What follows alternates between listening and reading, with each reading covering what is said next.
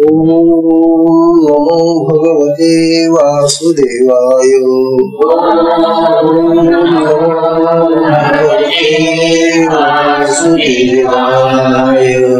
ओम नमो भगवते वासुदेवाय। ओम नमो भगवते वासुदेवाय।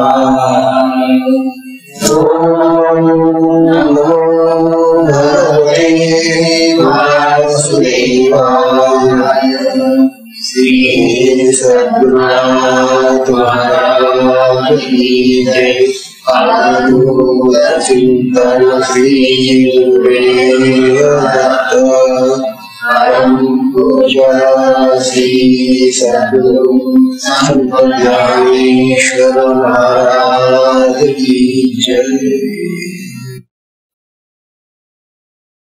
परम पूजनीय श्री सद्गुरु संत ज्ञानेश्वर महाराज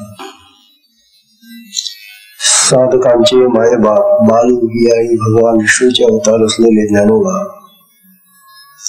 यांचा श्री अमृत अनुभव तथा अनुभवामृत या नावाचा आपण ग्रंथ पाहत आहोत। या ग्रंथाचं तिसरे प्रकरण आपलं सुरू आहे। या तिसऱ्या प्रकरणामध्ये ज्ञानोबा आपल्याला वाचारूढ परिहार सांगत आहे। वाचारूढ म्हणजे आपल्या देहामध्ये असलेल्या ज्या चार वाणी आहेत, परा, पश्यंती, मध्यमा आणि वैखरी, या चार वाणींचा आपल्यावर महान उपकार झालेला आहे, त्याचे गुण झालेले आहे। आणि हे गुण कसं झालेले आता ग्रंथ आपण पाहिजे। या वाणी जर मनुष्य प्राण्याला चांगल्या प्रकाशित आणि उज्ज्वल करता आल्या नसत्या तर आज जो मनुष्य विकसित झालेला आहे, मनुष्य प्राणी इतर प्राण्यांपेक्षा जो विकसित झालेला आहे तो कधी दिसला नसता तसा।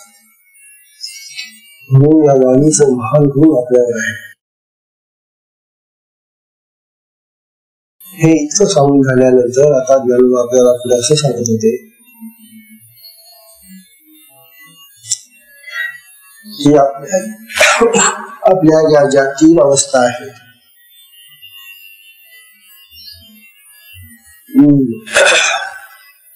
निद्रा, स्वप्न आणि जागृती, चौथी अवस्था आहे पण तिचा आम्हाला पत्ताच नाही आणि ती अखंड अवस्था आहे। तिच्याबद्दल ज्ञानोबांनी आपल्याला काही सांगितले। ती तुरी अवस्था आहे, त्या तुरी अवस्थेबद्दल आम्हाला काही ज्ञान, पण ज्या तीन अवस्था आमच्या सदैव अनुभूत आहेत, अखंड आम्हाला अनुभवाला येत आहे।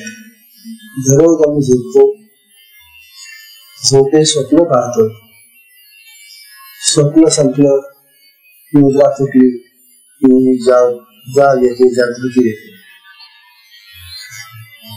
ह्या अशा अनुभव आपल्याला असं सांगू इच्छितात की या अवस्था ही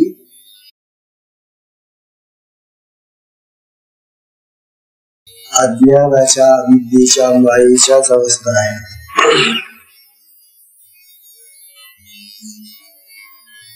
झोपेमध्ये तर आम्ही पूर्ण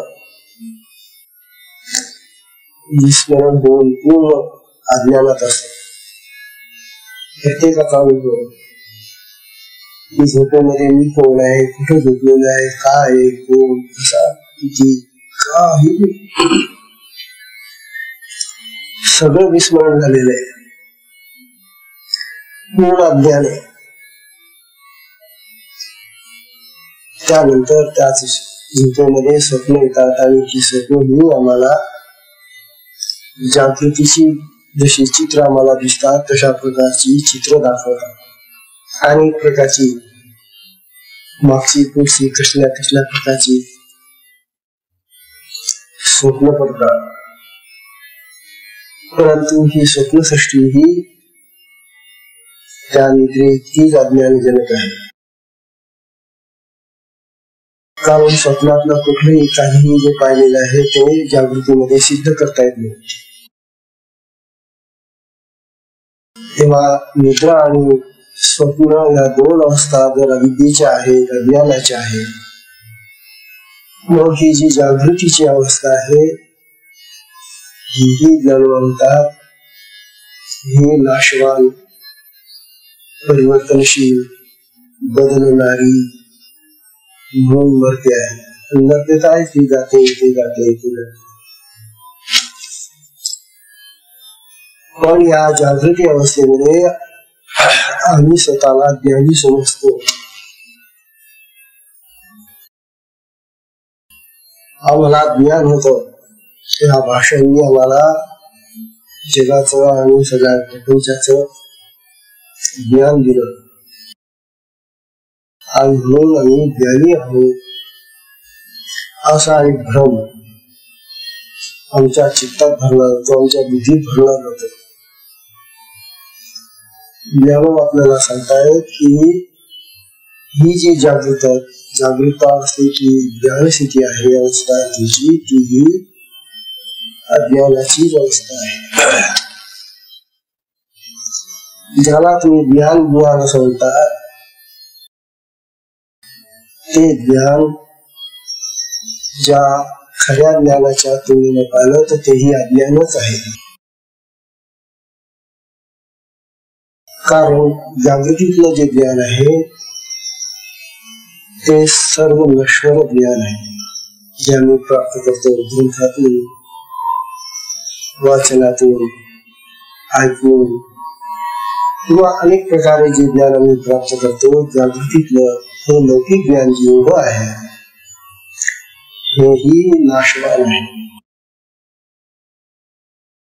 हे ज्ञान किती संग्रहित केलं, किती जमवलं तरी सुद्धा आमच्या देहाबरोबर ते नष्ट होतं.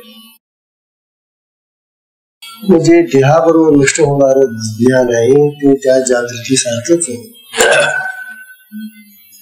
म्हणून ज्ञानोबांनी काल आपल्याला 8व्या ओळीमध्ये सांगितलेलं होतं. कालची 8वी ओळी झाली आपली काल. ज्ञानोबा म्हणतात या परापश्यंती, मध्यमा आणि वैखरी या 4 वाणींनी काय केलं? हा तत्वज्ञानाचा दिवा मरोही लावावा, तरी हाही क्षणदेवा बोधरूपीची. हा सुंदर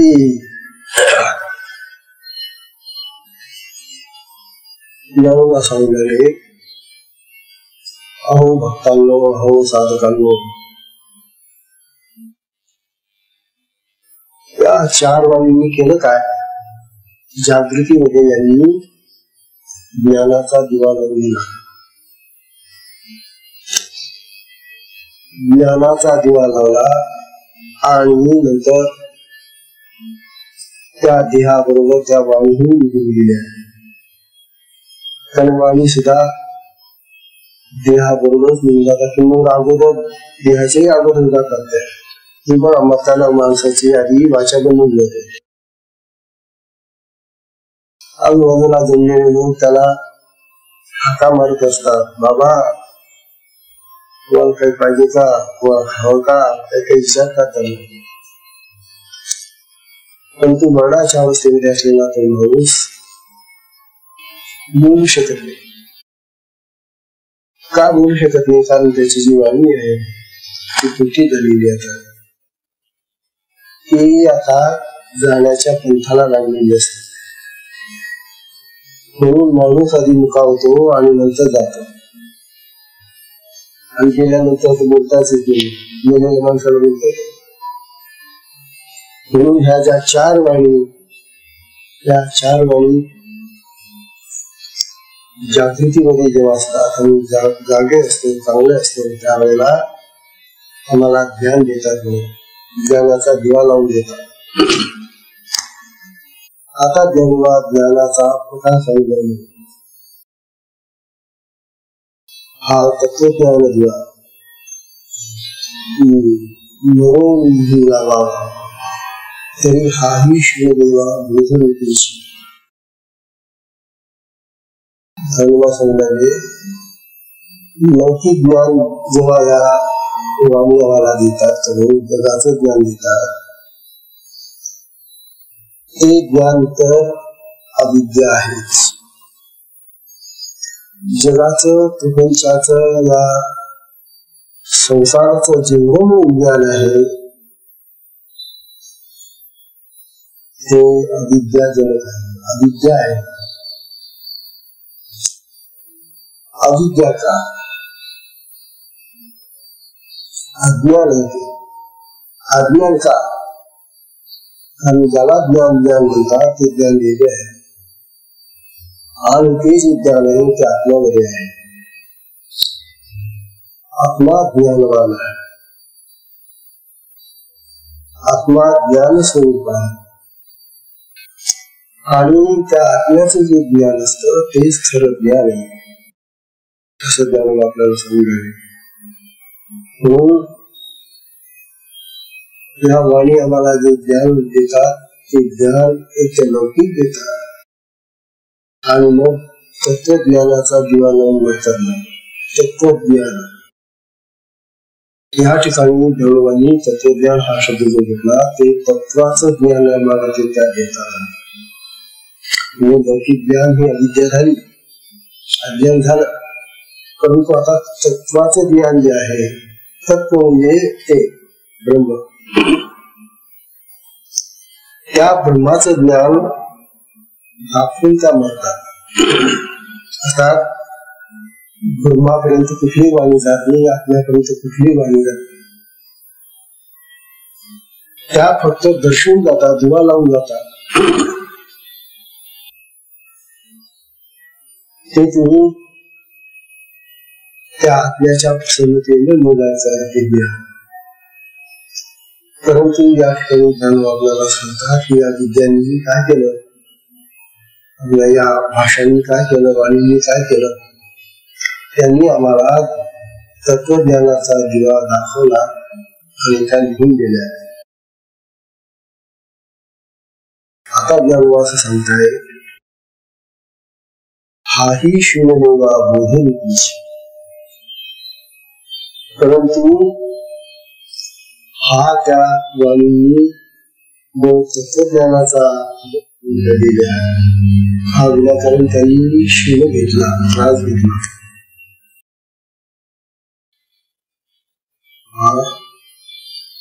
कारण त्यांनी प्रत्यक्ष थोडा अनुभव दिला.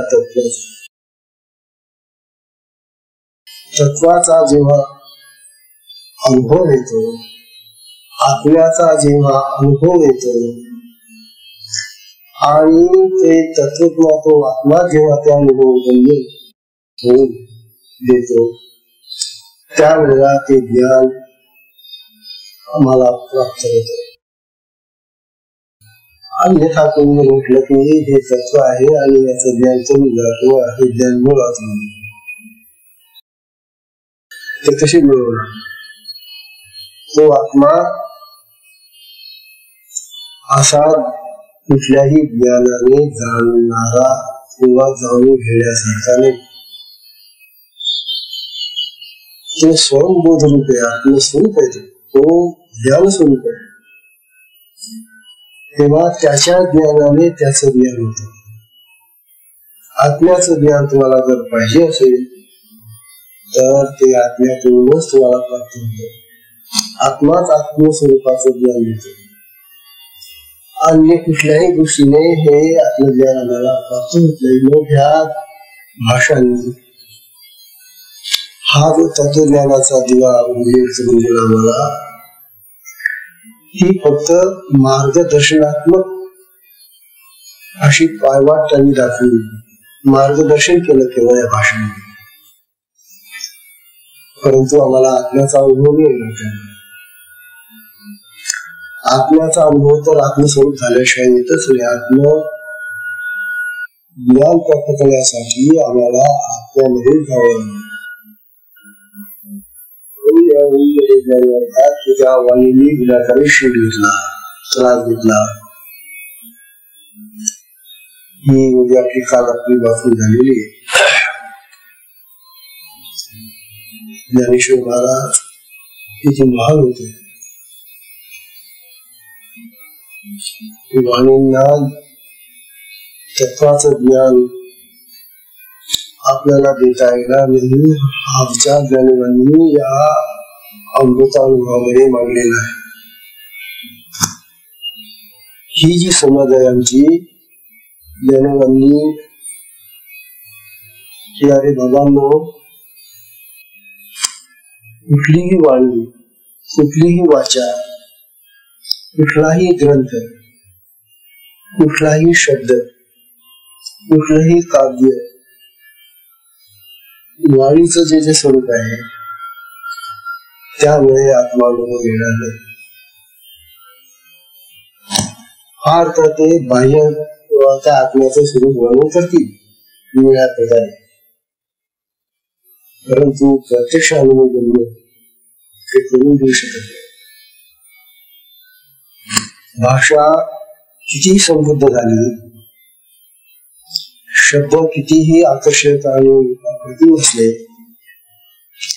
काव्य कितीही उदात्त आणि भव्य असलं तरीही आत्मानुभव ते देऊ शकत नाही. हा गैरवांचा सिद्धांत आहे. आत्मानुभवासाठी आत्म्याकडे जावं लागेल आणि त्या आत्म्याचं स्वरूप तेव्हा जाणता येईल. त्या आत्म्यात गेल्या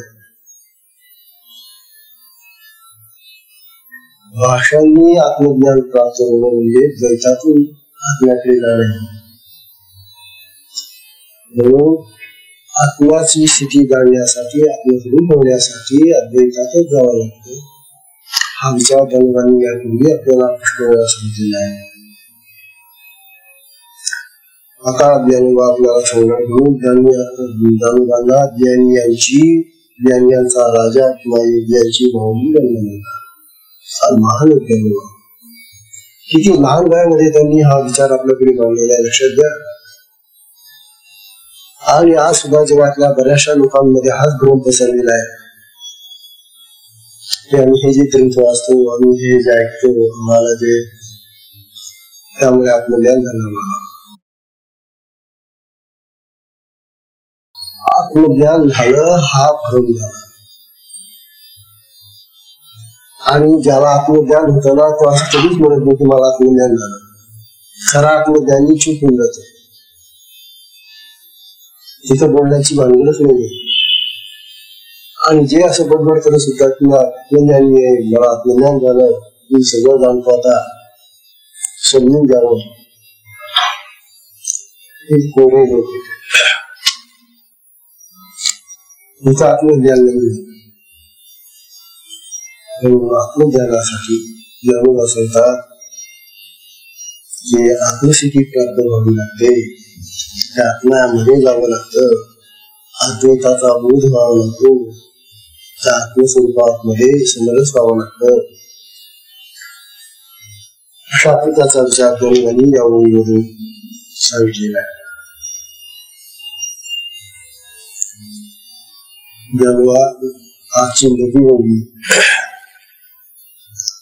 या नव्या ओळीमध्ये आता ज्ञानोबा आपल्याला असं सांगतायत बघा, संसेवा सुखी इंद्रियाची एवढी स्वप्न मिळली, एवढी स्वप्न मिळली गेलिया आपण या गावी, एवढी स्वप्न मिळवी गेलिया आपण या दावी, दोन्ही दिठी नांदवी, दोन्ही दिठी नांदवी नीद देशी. याही ठिकाणी भ्रम आपला ज्ञानोबांनी दूर केलेला आहे. हा ज्ञानेश्वर महाराजांचा भाव. ज्ञानोबा हे सांगताय की एवढी स्वप्न मिळली, कोण आलं आणि कोणी स्वप्न मिळून दिलं,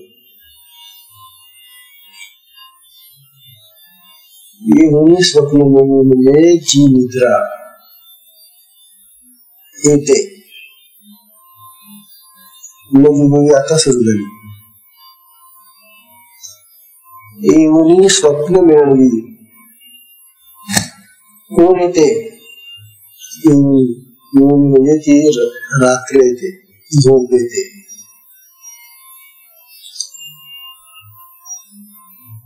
आणि ती झोप का देते आम्हाला? स्वप्न. झोपेत स्वप्न पडतात ना आपल्याला. झोपेमध्ये स्वप्न मिळून देते आम्हाला. ती स्वप्न जे आहे ते जागृतीप्रमाणे त्यावेळेला आम्हाला निळ्या प्रकारच्या चित्रांचं, प्रसंगांचं वर्णन दाखवत. ही जी आम्हाला स्वप्न दिसतात रात्री झोपेमध्ये, ही स्वप्न जसे आम्ही जागृतीमध्ये विविध प्रकारचे हे दृश्य पाहतो, वेगळ्या प्रकारचे माणसं, झाडं, वृक्ष, प्रसंग, घटना, नाना प्रकारे जगामध्ये, तशी ही झोप आमच्या जीवनामध्ये घडलेल्या आणि पुढे घडणाऱ्या किंवा न घडणाऱ्या अशा अनेक गोष्टींची दर्शन देते, स्वप्न दाखवते. निद्रा. आधीच निद्रा ही तमोगुणी आहे, अज्ञानाची अवस्था आहे. अज्ञानी येते, अविद्याजनक आहे. निद्रेमध्ये कोणालाही ज्ञान नाही. म्हणून निद्रा ही तमोगुणाची अवस्था असून तिने आम्हाला जागृतीप्रमाणे काही दृश्य, काही प्रसंग दाखवले. हे जे दिसणारे प्रसंग आहेत स्वप्नातले, हेही खरे नाही. खरे असं का ते? ही जी दृश्य आम्ही स्वप्नामध्ये पाहत असतो, ही स्वप्न जोपर्यंत आपण स्वप्न म्हणून पाहत असतो तोपर्यंत खरी वाटतात. त्यावेळेला लाडू खाऊन पहा, स्वप्नातला लाडू तसाच लागतो जसा तो एरवी लागतो. स्वप्नातले जे काय कपडे असतील आपले, ते कपडे सुद्धा आपले नेहमीच्या कपड्यांप्रमाणेच वाटतात, खरे कपडे वाटतात. दाग दागिने काय असतील ते खरेच वाटतात. किंवा स्वप्नाची दुनिया ते स्वप्न अनुभवत असताना खरी वाटते. पण जाग आलेली आली ते स्वप्न चुकलं. स्वप्न गेलेलं गेलं की त्या स्वप्नामध्ये अनुभवलेले जे काय अनुभव असतील आमचे, ते जागृती टिकत नाही. निद्रेमध्ये, झोपेमध्ये, स्वप्नामध्ये खाल्लेले लाडू, भरलेलं पोट जागृतीमध्ये तसंच राहतं का? कुठे गेलं ते एवढं खाल्लं होतं. तात्पर्य असं की तो त्या कालामधला भ्रम असतो आणि तो आम्हाला खरा वाटतो. म्हणून निद्रेमध्ये येणारी स्वप्न त्या निद्रेसारखीच अज्ञानजनक आहे असं म्हणून. म्हणजे दोन अवस्था तर आमच्या अज्ञानाच्या झाल्या. आता ही जी तिसरी अवस्था जागृती येते, ही आम्ही खरी समजतो. आज जगामध्ये हा भ्रम पसरलेला आहे की जागृतीची जी अवस्था आहे ना, ही खरी अवस्था.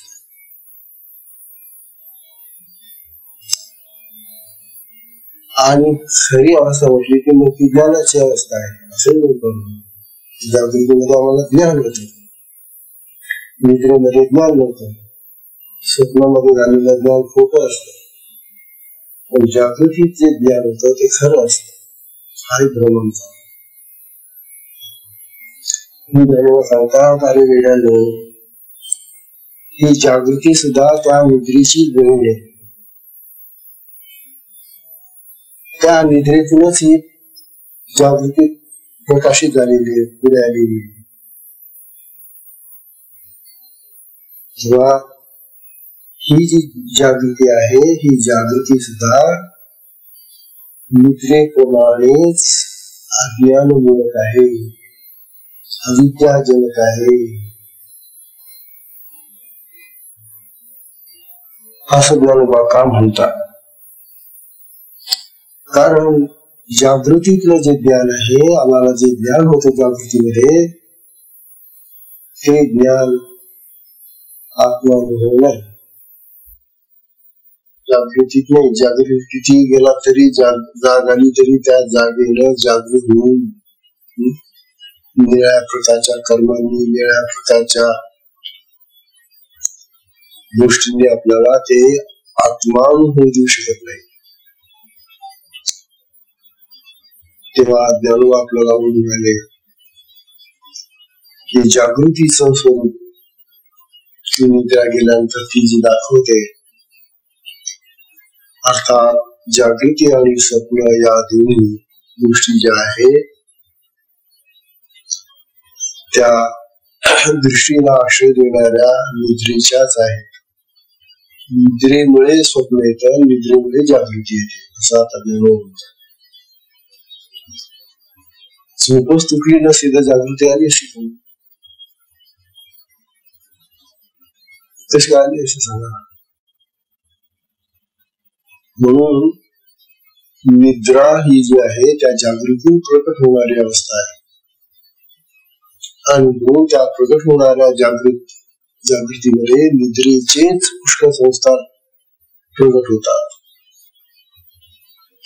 अज्ञानाचे संस्कार त्या जागृतीने प्रकट होत असतात. तेव्हा ज्ञानोबा म्हणून झाले की स्वप्न आणि जागृती हा कार्याध्यास आहे, अविद्या आहे. अध्यास म्हणजे अविद्या, कार्याध्यास म्हणजे निद्रेचं कार्य आहे स्वप्न आणि निद्रेचं कार्य आहे जागृती. आणि दोन्ही कार्याध्यास म्हणजे कार्याची अविद्या आहे. तात्पर्य जागृती ही सुद्धा, आमची जी जागृती आहे, जागर राहणं आहे, हे जागर राहणं सुद्धा अविद्या, अज्ञान, माया यांनी भरलेलं आहे. तेव्हा ज्ञानोबाला दृष्टांत देऊन सांगताय. हा दृष्टांत फार मार्मिक येतात ज्ञानोबाचा. ते म्हणतात, जिती अविद्या ऐशी, जिती अविद्या ऐशी अन्यथा बोधा ते दिवशी, तेच यथा बोधीशी निमाली उठी.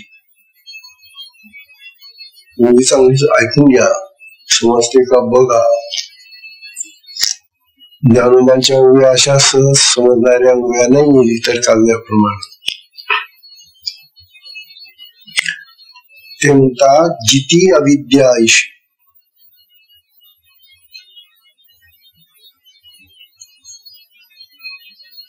अन्यथा बोधा ते योशी, अन्यथा बोधा ते योशी, तेच यथा बोधेशी निमाली उठी, तेच यथा बोधेशी निमाली उठी. अशी किती जरी वेळ हे उभी वाचत बसला तरी अर्थ करणार नाही. म्हणून हा जो ग्रंथ आहे, हा ग्रंथ कुणाच्या तरी ती ज्ञानोबाची वाणी प्रकट करून ऐकावा,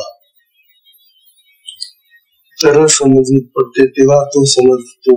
अन्यथा हा काही करमणुकीचा तर विषय नाहीच नाही. परंतु चला आपला वेळ जात नाही म्हणून आपण थोडस वाचत बसूया, आपण तसाही विषय नाही.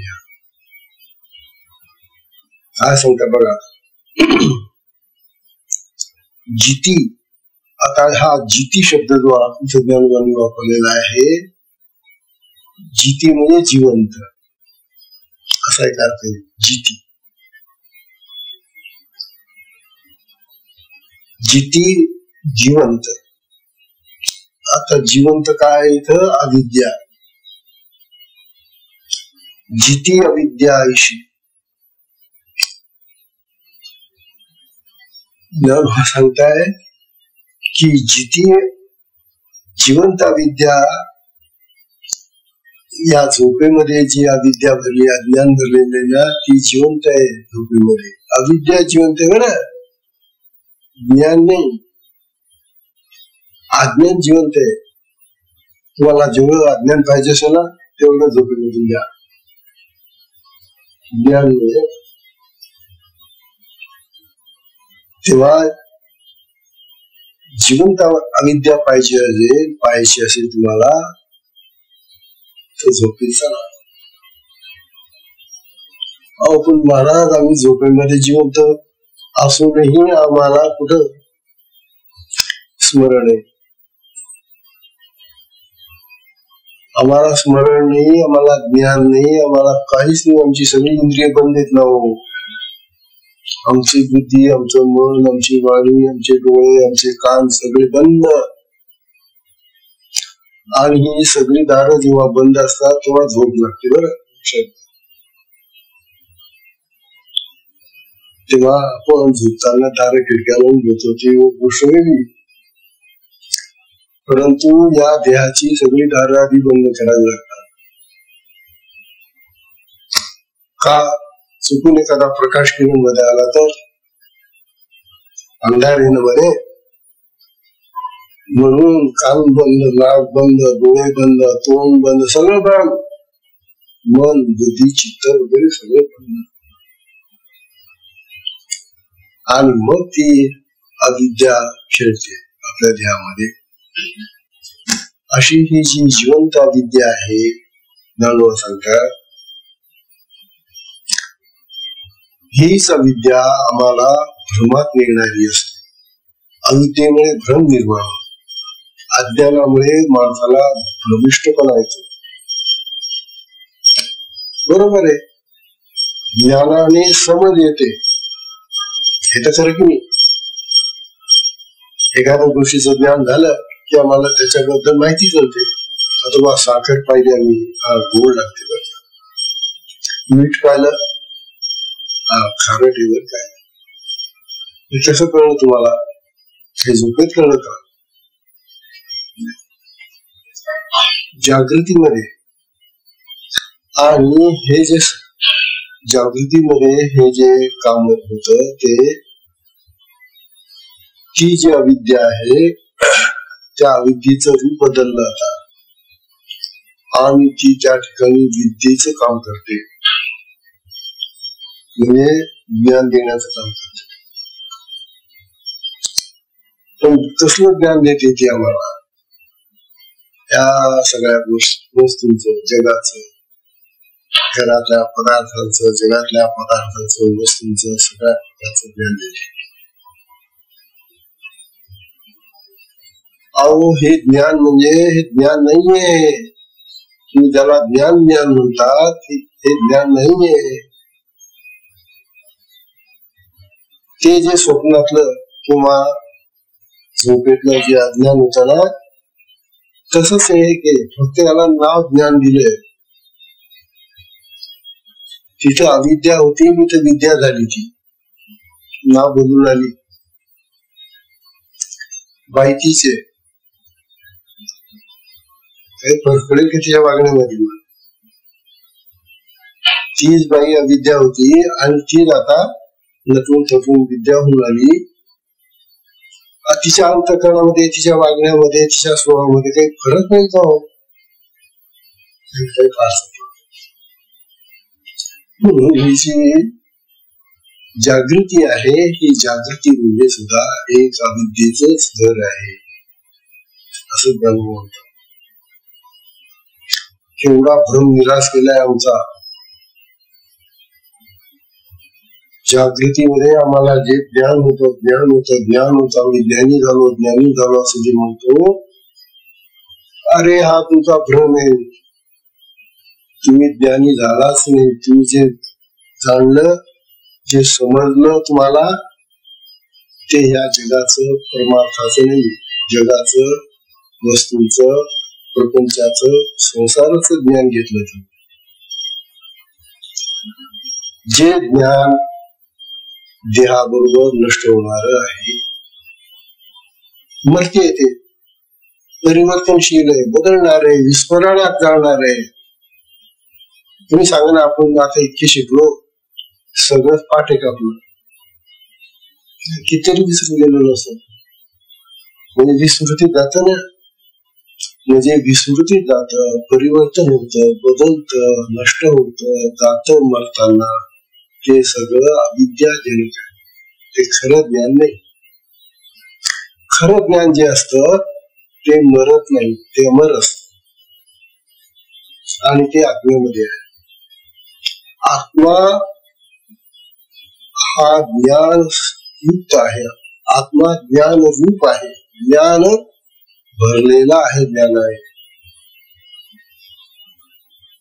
म्हणून आम्हाला जागृतीमध्ये आत्म्याचं जर ज्ञान होत नसेल आणि जर हे या संसाराचं जगाचं ज्ञान होत असेल तर ती सगळी अविद्या जमा करतो, असं ज्ञान आपल्याला समजायला. म्हणून त्यांनी पाच शब्दात का सुंदर वापरलेले. ज्ञान म्हणतात जिती अविद्या अशी, ती जिवंत अविद्या अशी वा कशी येते, अन्यथा बोधाते दिवशी. अन्यथा बोध, बोध म्हणजे ज्ञान बर का, पण हा बोध कसा आहे, अन्यथा आहे. अन्यथा म्हणजे नको असलेला, ज्याची आम्हाला गरज नाही, ज्याच्यामुळे आम्हाला भ्रम होतो.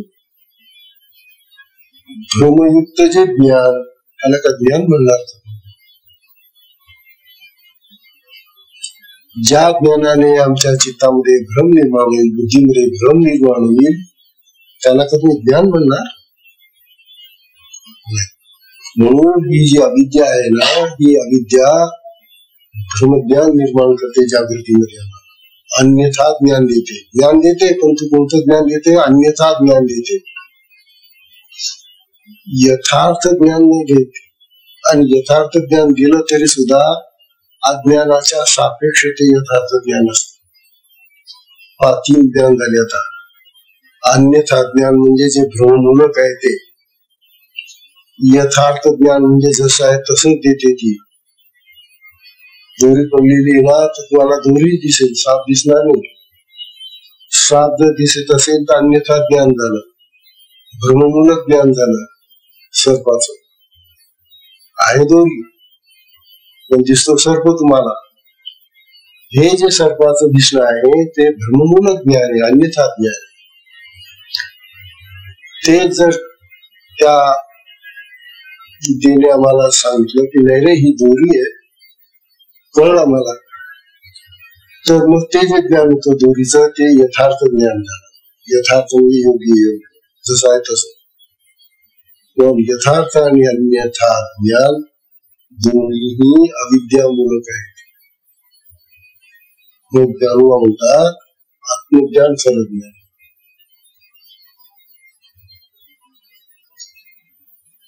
अन्यथा ज्ञान आणि यथार्थ ज्ञान याच्या पलीकडे आत्मज्ञान आहे. हा जो विचार आहे ज्ञानवंत आहे बघा. ते आता इथं सांगतात ना, अन्यथा बोधाते दिवशी. ही अविद्या येते आणि ती आम्हाला भ्रमज्ञान उत्पन्न करून देते. त्याची यथा बोधेशी, पण ती जेव्हा यथार्थ बोध देते आहे तोच समज देते, तेव्हा ज्ञानवंता तेच यथा बोधेशी निघाली, तेव्हा ती यथार्थ बोध देऊन ती निघून जाते. की अविद्या यथार्थ बोध देते म्हणजे आहे तेच बोध देते.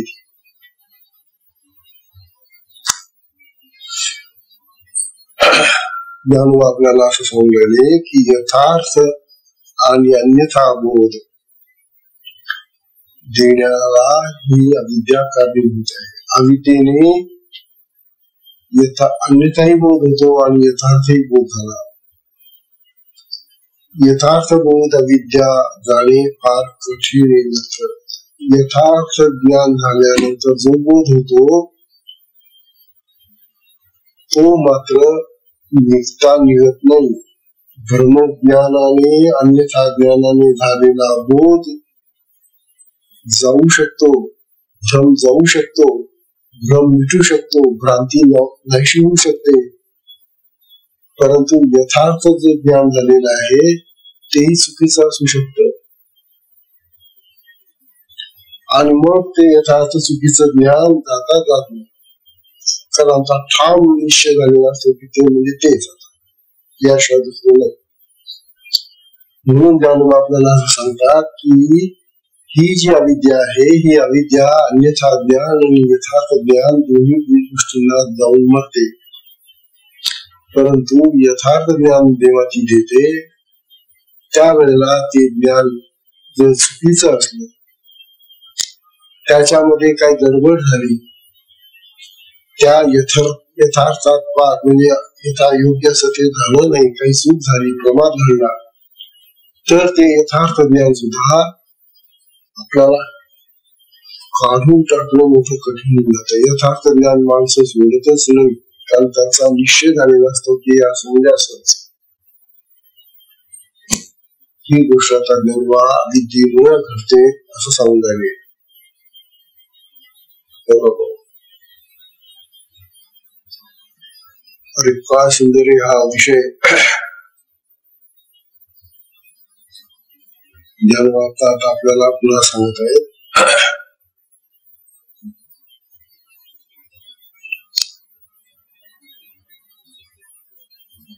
हा तात्विक विचार केला तर, तत्वाच्या दृष्टीने विचार केला तर आत्मस्वरूपाच्या ठिकाणी यथार्थ आणि अन्यथा ज्ञान दोन्ही नाही. तत्वाच्या दृष्टीने विचार करायचा. आत्म्याच्या दृष्टीने जर विचार केला तर आत्म्याच्या ठिकाणी अन्यथा ज्ञान तर नाहीच नाही, भ्रम नाही तिथे काही. आणि ज्याला तुम्ही यथार्थ ज्ञान म्हणतात, योग्य ज्ञान, तेही ज्ञान तिथे नाही. कारण ज्ञान नावाचा शब्द तिथं नाही. तिथं काय आहे? तिथं ज्ञानानुभव आहे.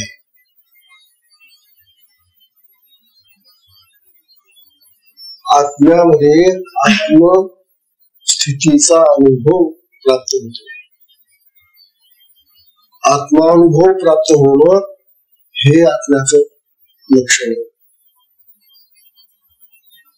हे जे ज्ञान म्हणतो आम्हाला, ज्ञान देतं आम्हाला वगैरे वगैरे म्हणतात, हे ज्ञान वगैरे ते ज्ञान स्वरूप आहे. आत्मा ज्ञान युक्त आहे. तिथं असं ज्ञान वेगळं नाही. तिथं आत्मा आणि त्याचं ज्ञान असे दोन पदार्थ नाही. तिथं तशी साखर आणि साखरेची गोडी, दोन शब्द काय, साखर आणि गोडी दोन शब्दात आले की मग तसे खाताना दोन वेगळे खाल का? आम्हाला नुसती गोडी द्यावा, साखर नको. जेव्हा गोडी खात असते कशी खाणार? जशी साखरेशिवाय गोडी खाता येत नाही आणि नुसती साखरही खाता येत नाही गोडीशिवाय, तसं आत्म्याचं स्वरूप.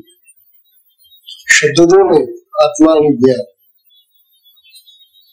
परंतु आत्मा ज्ञान युक्त, जशी साखर गोडी युक्त आहे, गोडी स्वरूप आहे, तसा आत्मा हा ज्ञान स्वरूप आहे. तो ज्ञान आणि आत्मा असे दोन भिन्न नाही. म्हणून आत्म्यामध्ये बोध टिकत नाही. बोध आहे त्याच्यामध्ये, ज्ञान आहे त्याच्यामध्ये, असं म्हणता येत नाही. जे लोक असं बोलण्याची प्रघात त्यांनी पाडून टाकला आणि जे बोलत राहिलेले लोक तेच ऐकतात, तसं बरोबर पकडून ठेवतात, तसं बोलतात. म्हणतात आत्मबोध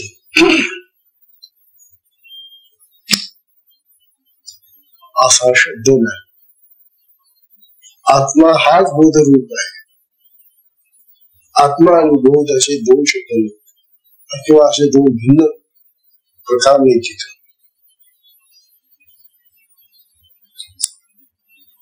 आणि मग तिथं बोधाला सुद्धा स्थान नाहीये. तिथं अन्यथा बोध आणि यथार्थ बोध राहील का?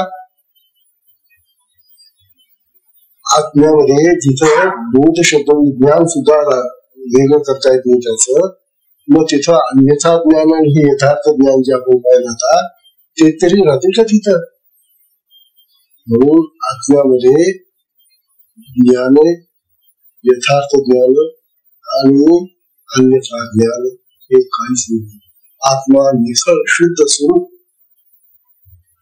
शुद्ध असा, पवित्र असा, त्याच्यामध्ये काहीच नाही. तो स्वयंभू स्वतः ज्ञान स्वरूप आहे. जशी साखर ही स्वयंभू गोडीयुक्त आहे, तिची गोडी आपल्याला बाहेर काढून दाखवता येणार नाही किंवा नुसती गोडी खाता येणार नाही. तसं आत्म्याचं स्वरूप आहे. आत्मा स्वयं ज्ञान स्वरूप आहे, स्वयं प्रकाश आहे, स्वयं शक्तिमान आहे, स्वयं सगळं आहे त्याचं. तिथं द्वैत नाही. हे ज्ञान आपल्याला सांग. तुझा विषय झाला हा कठीण आहे असू दे, पण साधकांच्या दृष्टीने अतिशय उपयुक्त असा हा विषय. त्या जगामध्ये जे भ्रम निर्माण झाले, जगामध्ये ज्या गोष्टी बोलल्या जातात, जगामध्ये जे आपण ऐकतो त्याचं निरसन ज्ञान आपल्याला करतायत. म्हणून साधकांनो अमृताचा अनुभव घ्या. हा जो अनुभव आहे आता ज्ञान आपल्याला जो अनुभव सांगून राहिले हा अमृताचा अनुभव. अमृत हे आत्म्यावर आहे. आत्मावर आहे ना, तर तिथंच अमृत राहणार नाही का? तेव्हा त्या आत्म्यामध्ये ज्ञाता, ज्ञेय, ज्ञान ही त्रिपुटी नाही. बघा, तिथं ज्ञाताही नाही, ज्ञेयही नाही आणि ज्ञानही नाही. ज्ञान तर नाही जाता करत. जिथं ज्ञान नाही तिथं ज्ञाता आणि ज्ञेय राहतील कसे? म्हणून तो त्रिपुटीच्या पलीकडचा आहे आत्मा. तो द्वंद्वाच्या पलीकडचा आहे. तो द्वैताच्या पलीकडचा आहे. म्हणून तो अद्वैतात्मा आहे. असा जो आत्मा आहे त्या आत्म्याचं ज्ञान जे असतं, त्याचं जे अनुभवगम्य ज्ञान आहे ते जेव्हा आम्हाला प्राप्त होतं तेव्हाच आम्ही ज्ञानी झालो. आणि असं म्हणणं सुद्धा चुकीचं आहे की मी आत्मज्ञानी आहे. असं म्हणशील तुला काही झालं नाही. कारण आत्मज्ञान झाल्यानंतर तो गप्प होऊन जातो. त्यांचे सांगण्यासारखं नाही, ते बोलून दाखवण्यासारखं नाही. अरे साधी आपली शक्तिपाताची जी दीक्षा होते त्यामध्ये ज्या क्रिया होतात त्या आनंदजनक आहेत. रडण्याची क्रिया आनंदजनक आहे. रडण्याची क्रिया आनंदजनक होते. त्याला नास्तिक जगामध्ये रडण्याची क्रिया दुःखजनक होती. परंतु या मार्गामध्ये, शक्तिपात मार्गामध्ये त्याला ज्या क्रिया मिळाल्या त्या आनंदजनक आहेत त्याच्या सगळ्या. मग त्याला जर विचारणार का बाबा तुला जी क्रिया होते त्या क्रियेचा आनंद सांग कसा आहे, येईल का सांगता? अरे साध्या क्रियेचा सुद्धा आनंद सांगता येत नाही, मग आत्म्याचा आनंद कसा सांगशील रे बाबा? कारण ती जी आत्मशक्ती आहे ती आत्म्याची शक्ती आहे, ती आत्म्यासारखीच आहे. म्हणून त्या शक्ती जागृतीच्या ज्या क्रिया असतात त्याही आनंदजनक आहे. आणि त्या आनंदाचं आम्हाला वर्णन करता येते. किती जर विचारलं आम्हाला की तुम्हाला कसा आनंद होतो, सगळ्यांना आम्हाला तुमच्या क्रियांनी तुम्हाला जो आनंद होतो तो कमी तो काही शब्दांनी आम्हाला स्पष्ट करा, सांगताय. हा बाकीचा आनंद आम्ही सांगू शकतो. सागर खाल्ली, हा ते गोड लागते, लिंबू खाल्ला, आंबट लागला वगैरे वगैरे, बाकीचे जेवढे आहेत त्यांचं आम्हाला सांगता येतं. परंतु या क्रिया काही सांगता येत नाही. काय झालं हो, प्रवचन बंद करायला पाहिजे हो.